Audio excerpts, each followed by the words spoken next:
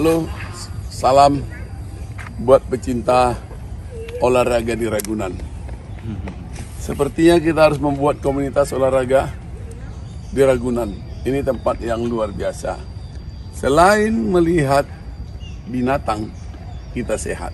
Selain sehat, kita bisa menikmati dengan gerak-gerik suara yang dibunyikan oleh binatang. Ini saya dengan Rahman, ini yang kedua nih. Kedua kali ketemu. Ya. Kemarin tuh saya ngasih makan. Nah, tapi waktu itu saya belum dijelasin soal melahirkannya rusa. Karena waktu itu memang belum ada yang lahir. Oke, Mas ceritain berapa lama sih proses hamilnya seekor rusa? Baik. Proses baru dari hamil sampai lahir. Baik. Coba. Jadi rusa Timor ini mulai masuki musim kawin tersebut itu, Iya. kita identifikasi dari jantannya sudah mulai mengeluarkan rangga asli atau tanduk yang keras gitu. Nah itu biasanya di periode Agustus, Juli, Agustus, September. Oh, Juli Agustus ya? Ya. Nanti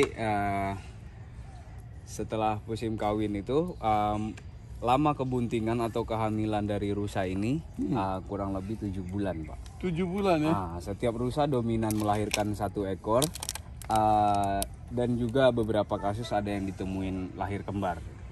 Lahir kembar? Ya. Jadi dia sebenarnya melahirkan 1? Dominannya umumnya. 1, ya.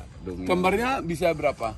2. Pernah nggak 3? Belum, sejauh ini belum pernah kita. Tapi kenapa rusanya banyak banget kalau pertumbuhannya cuma 1 kayak manusia? Karena yang pertama itu mereka hewan endemik Indonesia, tentu proses adaptasinya lebih cepat. Endemik boleh dijelasin itu apa biar pemirsa? Endemik itu adalah hewan yang asli, penghuni asli di Indonesia. Oke. Jadi gampang menyesuaikan ya? Iya betul. Yang salah satunya gampang menyesuaikan, terus yang kedua juga masalah performa reproduksinya lebih cepat ketika mereka berada di tempat yang mereka endemik terjadi gitu, Pak. Nanti setelah melahirkan mereka mulai menyusui dari umur 1 sampai umur 3 bulan, kurang lebih 90 hari. Jadi maaf, tadi proses hamilnya 7 bulan? Ya, 7 Persis bulan. ya? Persis 7 bulan. 7 bulan lahir tuh. Ya. Anaknya umumnya 1. Tapi kemungkinan kembar paling top 2. Iya, 2. Nah sekarang tadi itu kan udah proses hamil tuh, Ya. lahir. Setelah lahir mereka butuh tempat nggak sih? Atau berondolin gitu aja? Ya kembali ke topiknya sebelumnya, Pak. Karena mereka hewan koloni ya, hewan berkelompok. Jadi ketika koloninya pindah ke suatu tempat, maka mereka juga ikut pindah gitu. Anak-anak kecil itu? Iya, termasuk anak kecil. Nanti anaknya itu biasanya didampingin sama induknya. Nah, anaknya nanti pas baru lahir itu didampingin terus sama induknya. Induknya lebih intens sama anaknya. Nah, jam makan induknya itu nanti ketika anaknya udah disusui, anaknya udah tidur, induknya baru cari makan. Hanya menyusui ya? Iya, betul. Pertanyaannya, begitu lahir bisa jalan nggak? Iya, langsung bisa jalan. Oh, lahir Ya. langsung jalan? Mereka lahir kurang nanti bulunya udah kering atau dijilati sama induknya. Induknya. Kurang lebih 20 menit atau setengah jam tuh udah bisa. Udah jalan? Lari malah. Lari? Iya. Bukan jalan ya? Lari? Lari. Kan jarang binatang seperti itu ya? Jarang. Tapi beberapa, kalau rata-rata satwa liar yang di habitat aslinya memang cepat prosesnya, Pak. Oke. Karena mereka tuntutannya harus menjaga nyawa mereka sendiri dari binatang pemangsa buas. ya? Iya, betul. Menyusu berapa lama? Kurang lebih 3 sampai 5 bulan. Oh, Itu selama tergantung. di 3 sampai 5 bulan masih menyusui? Iya, itu pun kalau misalnya induknya udah birahi dan memasuki musim kawin, nanti induknya kawin lagi. September ini udah mulai agak penutupan, jadi ditandai nanti tanduknya udah mulai masuk periode velvet atau udah copot, casting bahasa ini. Jadi makanya agak lemas-lemas nih ya? Udah lewat nih birahinya? Iya, betul. Oh, jadi kalau nggak masa birahinya, dia nggak ngapa-ngapain, cuman gaul-gaul aja teman sana Iya, sini? iya. Sama sekali tidak ada niat membuahi? Nggak ada. Dan yang jantannya pun nggak ada buat membuahi gitu. Bedain jantan perempuan dulu deh. Jantan itu ditandain dengan ada tanduk, terus ada apa kelamin jantannya di Oke. antara sela pahanya, ada testis. Nah, yang betina itu tidak ada tanduknya. Oh, tidak Kalau ada tanduk betina sama dewasa biasanya ambingnya kelihatan jelas dari jarak jauh gitu. Apa itu ambing? Ambing itu untuk apa? Susunya kalau bahasa Oke. umumnya. Susu nanti kan di ujung ambing itu ada puting. Nah, jadi susu itu airnya sebenarnya. Ini tanduk saya lihat ada yang tua, ada yang muda tuh. Ya, Ini betul. kayaknya muda nih yang geruntul-geruntul itu ya. Ya, jadi setiap koloni itu tidak mesti mereka tanduknya itu seragam semua. Iya. Karena mereka tidak bisa apa namanya, katakanlah nanti rusa ini ketika mereka selesai musim kawin itu pada umumnya mereka kawin. Tapi enggak semuanya. Tidak untuk semuanya, karena nanti betina ini ketika ada repeat breeding namanya atau kawin ulang, nanti yang membuahi itu yang jantan yang telat itulah, yang telat pergantian tanduk itu. Jadi yang tanduknya masih keras, yang masih oke untuk membuahi, nah itu nanti dibuahi ketika ada betina yang repeat breeding gitu, Pak. Repeat breeding atau kawin ulang tadi.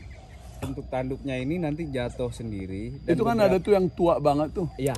Terus Nanti copot sendiri jatuh. Nah, beberapa rusa itu ada yang karakternya bagus, jadi disusun, ditumpuk dua.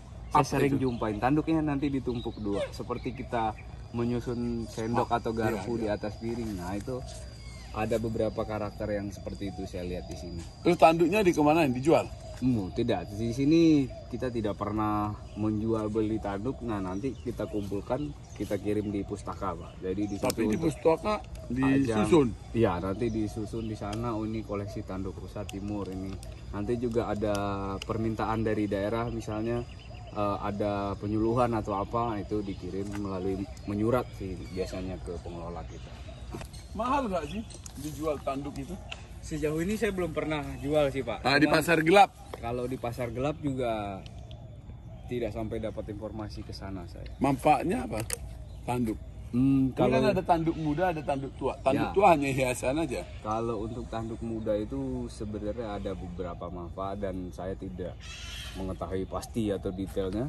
Tapi sempat saya baca-baca di peternakan rusa di Selandia Baru itu, mereka memang sengaja dipanen beberapa tanduk yang muda ini untuk tujuan pengobatan. Ada yang dibikin serbuk, ada yang dibikin pil, kayak segala macam gitu.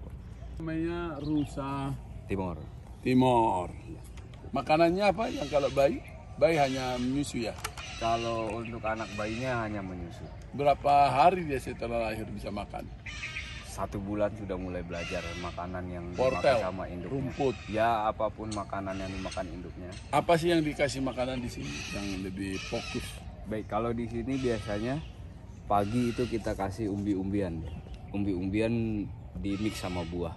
Ada sayurnya juga. Di Jadi jus Oh, bukan. Jadi diletakin aja kita ini. potong, nanti kita campur seperti ada pisang. Kalau pagi itu pisang, terus juga jagung, ada wortel, ada ubi, terus ada sayuran seperti kangkung, sawi.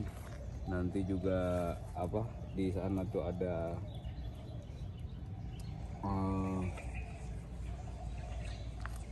apa ya namanya itu, rumput keringnya juga di sana. Kotoran maaf tuh. Itu dia biji-bijian ya kayak kayak biji pepaya ya. Jadi mereka kotorannya itu karena pencernaannya. Jadi mereka makan, setelah nanti dikunyah, ditelan dulu. Nah, itu masuk ke rumen namanya. Nah, dari rumen itu ada proses kimiawi, terjadi fermentasi kimiawi lah di lambung mereka. Nanti keluar lagi. Nah, proses keluar itu namanya regurgitasi. Yang keluar itu dalam bentuk bolus.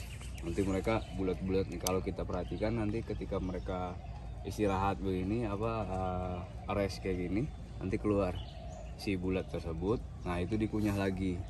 Nah, setelah itu dikunyah, masuk namanya ke retikulum. Dari retikulum itu proses nggak ada keluar lagi. Setelah di retikulum baru langsung ke ke rongga lambung berikutnya, ada omasum dan terakhir abomasum gitu. Nah, baru nanti ke usus. Di usus itu terjadi penyerapan nutrisi, sampai usus besar. Nah dari usus besar ada penyerapan nutrisi terakhir sama air. Setelah itu nanti baru ke antara usus besar sama anus itu nanti ada penyerapan air lagi terakhir. Nah di penyerapan air terakhir itu entahkah itu saya mungkin bisa sebutnya seperti apa ya, cetakan mungkin. Jadi nanti airnya udah habis, jadi kotorannya itu jadi bulat-bulat itu. Pak, itu sorry ya soal kotoran kan biji-bijian. Kotorannya sama seperti kambing sih. Mestinya Iya. kalau ini jadi obat ya tentu orang mungkin bahkan sudah menemukan. Belum ada ya kotoran penelitian. kambing, Mungkin iya. belum diteliti kali. Iya bisa jadi seperti itu. Terus nih satu, ini kan ada kayak pendopo-pendopo itu memang buat mereka istirahat dari panas ya. Peneduh dari panas, terus juga apa namanya hujan. Nah ini kalau yang batu garis ini apa? Yang mana pak? Ini nih depan. Yang tengah ini. Iya. Nah itu tempat pakan dia.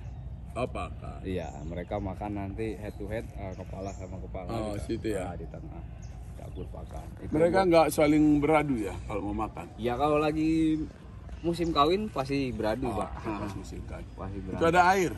Ada untuk ini air untuk karena berjemur. mereka seperti kerbau ya pori-pori butuh lumpur. Kalau ketika musim kawin itu yang tanduknya panjang-panjang semua, mereka akan berendam di lumpur tersebut. Ini seperti yang di sebelah sini. Hah? Nah itu mereka nanti mandi di lumpur. Ini itu. sama jenisnya ya? Kubang, ya betul. Ini coba nih, ini ada lagi nih, ini ada di situ tuh. Bentar, di sana. Kok ini dipisah mas? Itu yang berkubangnya udah ada. Oh iya. Kenapa? Ya. Kenapa dia? Nah itu jantan dominan gitu.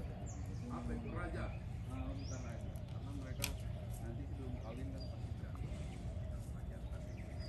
Nah itu mereka tuh lumpur itu tuh salah satunya juga menetralisir suhu tubuh. Jadi nanti yang tanduk-tanduknya dibasahin, dihitam-hitamin, Diasah sambil biasa. Oh, Karena beradu deh tuh. Iya betul. Kalau mereka beradu sampai ada yang mati nggak sih? Sejauh ini sih ada yang mati tapi persentasenya sangat sedikit. Mati itu karena bolong kena tusuk. Ya itu nanti kita sempat tangani dulu di bawah ke klinik. Banyak yang luka-luka. Kalau luka-luka ada tapi mereka recovery sendiri di sini. Oh, recovery ya. Iya. Kalau itu apa itu? Perempuan ya? Itu rusa sambar yang perempuan kemarin juga ada apa namanya? Kenapa dia? Mereka dipatoki burung gagak pak karena mungkin pertama niatnya mungkin simbiosis mutualisme jadi mereka nyari kutu atau apa yang ada di kulit rusa tersebut akhirnya ada luka sedikit lama-lama dipatokin jadi makan daging burung tersebut. Rusa sambar ini biasanya kalau mereka ada kropeng itu dipatokin sama burung jalak atau gagak. Jalak dulu awalnya. Oke. Dari jalak nanti membesar di gagak. Oke, saya kira ada lagi rusa Sulawesi. Nanti kita ini lagi, kita wawancara lagi ya sambil olahraga. Makasih ya. Siap. Sehat selalu. Sama-sama. Ini orang hebat loh. Dia menjelaskan ilmunya, dikuasai, ramah, mudah-mudahan sukses ya. Amin. Terima kasih. Sampai ketemu lagi. Harusnya pelayan atau yang membina binatang itu harus paham sehingga masyarakat tuh bisa Ya dikasih. informasinya tersampaikan itu saja sih Pak. Edukasi. Ya, oke. Baik. Makasih ya, sukses ya. Amin. Terima kasih. Terima kasih.